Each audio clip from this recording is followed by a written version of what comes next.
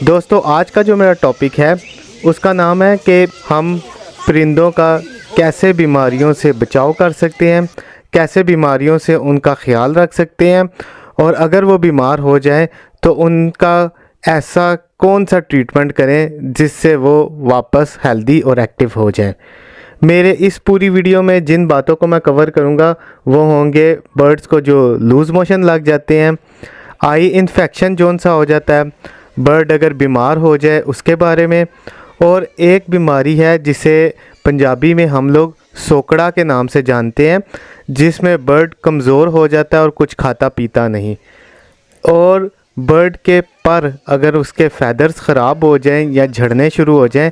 इन सारी बातों को मैं इस पूरी वीडियो में कवर करूंगा।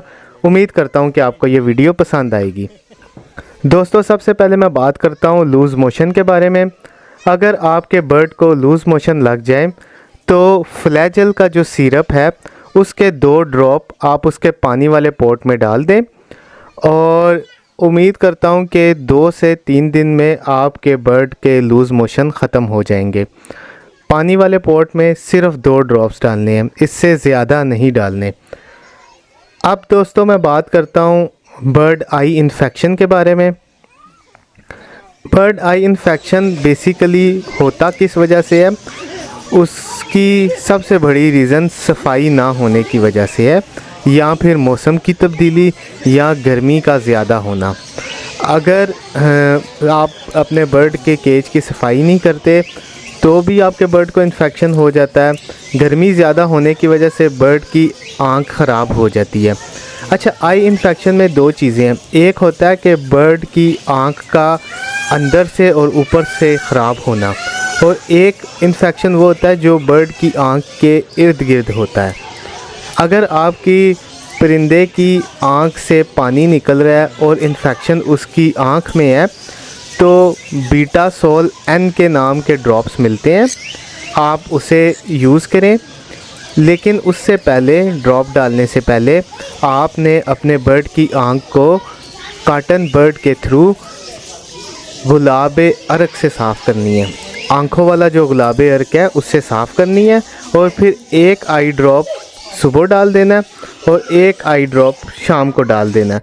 तो उम्मीद है कि आपका बर्ड बिल्कुल हेल्दी और एक्टिव हो जाएगा, उसकी आँख का इशू सॉल्व हो जाएगा। और अगर बर्ड की आँख के साइड वाली जगह पे कोई इन्फेक्शन है तो आप जो आँखों वाली पॉलीफिक्स ट्यूब है वो उसकी आँखों के साइड पे लगाएं और वो इन्फेक्शन ख़त्म हो जाएगा। अब आगे बात मैं करूँगा फ़ीवर के बारे में। अगर बर्ड को बुखार हो जाए, बुखार होने की वजूहात ये होती हैं कि आपका बर्ड सुस्त हो जाता है ज़्यादा और अपना मुंह अपने परों में छुपा कर रखता है।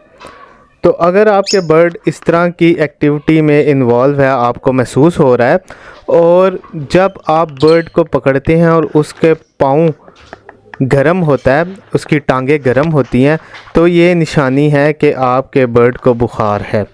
दोस्तों यहाँ पे मैं एक बात क्लियर करूँ कि कई दफ़ा ऐसा होता है कि फ़ीमेल जब ब्रीडिंग का टाइम उसका नज़दीक आता है या वो एग लाइंग करने वाली होती है तब भी वो सुस्त हो जाती है और अपना मुंह अपने परों के अंदर छुपा के रखती है या रेस्ट मूड पे आ जाती है, ज़्यादा उड़ती वगैरह नहीं है। तो आप ये मत समझें कि आपका बर्ड बीमार है, बल्कि फ़ौरन से पहले चेक कर लें उसकी टांगों को हाथ लगा के कि क्या उसकी टांगें गर्म हैं या गर्म नहीं है। और इसके अलावा आप चेक कर लें कि आपके बर्ड ने लास्ट टाइम ब्रीड कब की थी, क्या अभी ये उसका ब्रीड का टाइम है। तो अगर तो उसका ब्रीड का टाइम है और ये सब कुछ है तो आप अपने बर्ड को उसी तरह पानी में विटामिन देते रहें और कुछ दिनों के बाद वो एग लेइंग कर देगा। और अगर आप के बर्ड की टांगें भी गर्म है, पाँव भी गर्म है और वो सुस्त है तो 100% है कि आपके बर्ड को फ़ीवर हो गया है। अब आगे मैं बात करूँगा दोस्तों कि इस फ़ीवर से बचने के लिए एरिनेक्स सिरप आप उसके 2 ड्रॉप्स उसमें डालें और पानी में और अपने बर्ड को दें, इंशाल्लाह वो ठीक हो जाएगा। 2 बातें मैं आपसे इसमें शेयर करता हूं कि अगर आप अपनी एवरी में कोई नया बर्ड लेकर आते हैं, नया परिंदा मार्केट से परचेज़ करते हैं या फिर किसी दोस्त के पास से लेकर आते हैं, तो तकरीबन 7 दिन तक उस परिंदे को अपने बर्ड एवरी से दूर रखें। अगर आप 7 दिन तक अपने उस बर्ड को नए परिंदे को दूर रखते हैं तो उसका फ़ायदा ये होता है कि आपको पता चल जाता है कि उसको कोई इन्फेक्शन तो नहीं या उसे कोई बीमारी तो नहीं। अगर 7 दिन बाद वो हेल्दी और एक्टिव बर्ड आपको महसूस होता है तो उसे फिर अपने परिंदों के साथ छोड़ दें। अब दोस्तों मैं बात करता हूँ सोकड़ा के बारे में। या आपका बर्ड कमज़ोर हो जाता है, कुछ खाता पीता नहीं, तो उसकी कुछ वजूहात है, मैं उनके ऊपर बात करता हूँ। सबसे पहली बात यह है कि आप अपने बर्ड को अगर अच्छी फूड नहीं दे रहे तो फिर भी उन्हें सोकड़ा हो जाता है। या आप अपने बर्ड को विटामिन नहीं दे रहे फिर भी सोकड़ा हो जाता है। विटामिन से रिलेटेड मैंने वीडियो बनाई थी एक। आप अगर विटामिन नहीं दे पा रहे अपने बर्ड को तो कोई भी बच्चों का सिरप आप ले लें, उसके 2 ड्रॉप्स उसके पानी में डाल दें ताकि बर्ड को विटामिन मिलना स्टार्ट हो जाए। इसके अलावा कैल्शियम ब्लॉक अगर आप नहीं देते तो भी बर्ड आपका सुस्त होता है, या सॉफ्ट फूड नहीं देते या फिर फ्रूट या वेजिटेबल नहीं देते तो भी आपका बर्ड इस तरह कमज़ोर और सोकड़ा वाला हो जाता है। अब इस सोकड़े का इलाज इस तरह होगा कि आप नोविडेट जो सिरप है वो उसके 2 ड्रॉप्स आप अपने बर्ड के पानी वाले पॉट में डाल दें, और अगर वो नहीं कुछ खा पी रहा तो एक सिरिंज में 1 ड्रॉप डाल के उसे पानी